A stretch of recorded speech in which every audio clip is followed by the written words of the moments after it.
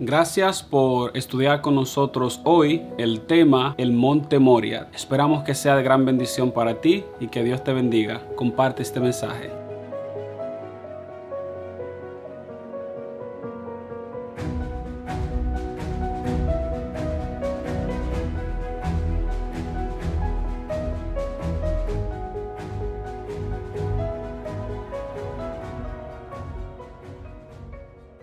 El texto para hoy lo encontramos en Génesis capítulo 22, verso 1 y 2, y la palabra de Dios dice de la siguiente manera: Y aconteció después de estas cosas que probó Dios a Abraham y le dijo: Abraham, y él respondió: heme aquí. Y dijo: toma ahora tu hijo, tu único, Isaac, a quien amas, y vete a tierra de Moria, y ofrécelo allí en holocausto sobre uno de los montes que yo te diré. Han pasado varios años y Dios no ha vuelto a hablar con Abraham. Sin embargo, Dios ha cumplido su promesa y Abraham ha recibido a su hijo Isaac como un milagro de Dios, a pesar de que su esposa Sara era estéril. Dios le ha dado su hijo a Abraham. Dios ha sido fiel. Dios ha cumplido su promesa. Dios no ha hablado con Abraham durante muchos años, y ahora que el niño crece, mientras Abraham disfruta de su hijo, ahora en el capítulo 22 de esta historia, Dios le aparece a Abraham y Dios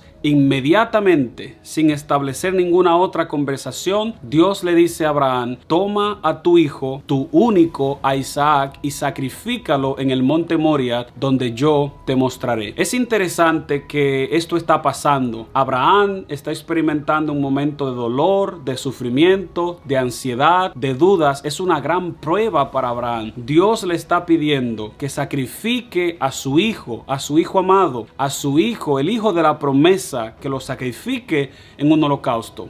Esto tiene varios elementos que son interesantes de estudiar. En primer lugar, no sabemos específicamente cuáles son las causas por las que Dios le pidió a Abraham que sacrificara a su hijo, pero algunos teólogos nos ayudan a deducir que la razón es que debido a que Abraham le falló a Dios dos veces, primero en Egipto, cuando mintió al decir que Sara era su hermana, humilló a Dios ante los egipcios y rompió el pacto que Dios ya había establecido con él. En segundo lugar, con Abimelech en tierras de Canaán, cuando también mintió al decir que Sara era su hermana en lugar de decir que Sara era su esposa. Así que los teólogos piensan que por estas razones Dios se vio en esta situación de romper el pacto con Abraham. Ahora Dios le pide a Abraham que sacrifique a su hijo. Después de todo, Dios fue quien le dio su hijo a Abraham. Dios tiene el derecho de volvérselo a quitar.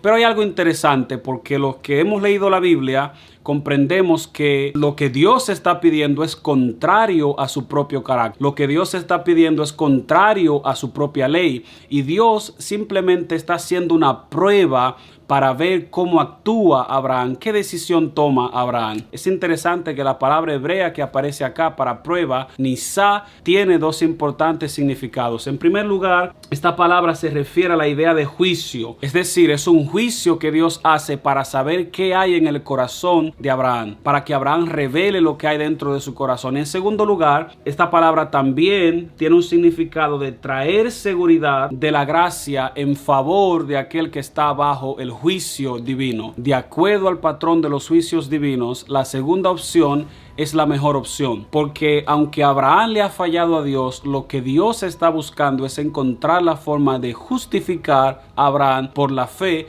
que él ha mostrado en él.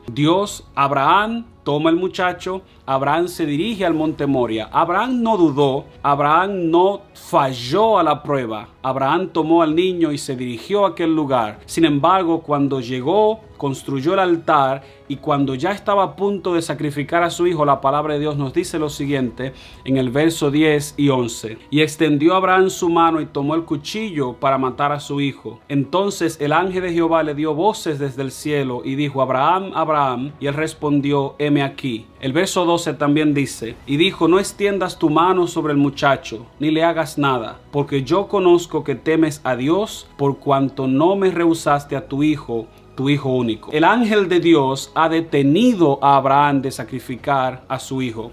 Es interesante que estos textos nos dicen, al igual que en el verso 1 y 2, que Dios le dice a Abraham, tu único hijo. Pero Abraham tenía otros hijos. Lo que pasa es que Dios se está refiriendo al hijo de la promesa. Era Isaac, por medio de quien Dios había de bendecir a todas las naciones al enviar a su descendiente. Es por esto que la Escritura está haciendo el énfasis para recordarnos que Dios ha hecho su promesa, de que Dios le había hecho su promesa a Abraham. Como Dios había dado su palabra, Dios la había de cumplir. Era solo una prueba y Abraham pasó la prueba al confiar en Dios. Más adelante, el verso 13 también dice lo siguiente: entonces alzó Abraham sus ojos y miró, y aquí a sus espaldas un carnero, trabado en un zarzal por sus cuernos. Y Abraham fue y tomó el carnero y lo ofreció en holocausto en lugar de su hijo.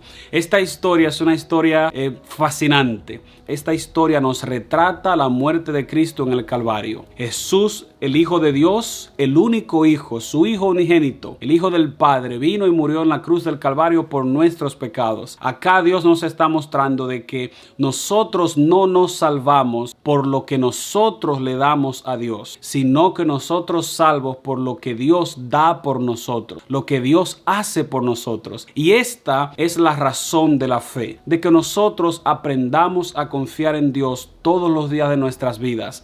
A pesar de que no podemos ver, a pesar de que no podemos entender, confiar en Dios a ciegas es lo que la fe significa. Dios nos da muchas evidencias. Dios nos da muchas pruebas de su fidelidad. Nos toca a nosotros poner a Dios en primer lugar, confiando en Él, aunque no podamos entender lo que Dios nos está pidiendo. La palabra de Dios dice en 1 Corintios que la palabra de la predicación es locura. Es locura porque a veces es difícil de entender las cosas que Dios pide, pero una y otra vez vemos que al final nosotros salimos siendo felices porque Dios nos muestra su amor y misericordia y nosotros aprendemos de su gracia. Espero que puedas aprender hoy a confiar en Dios, puedas experimentar su gracia. Dios te bendiga.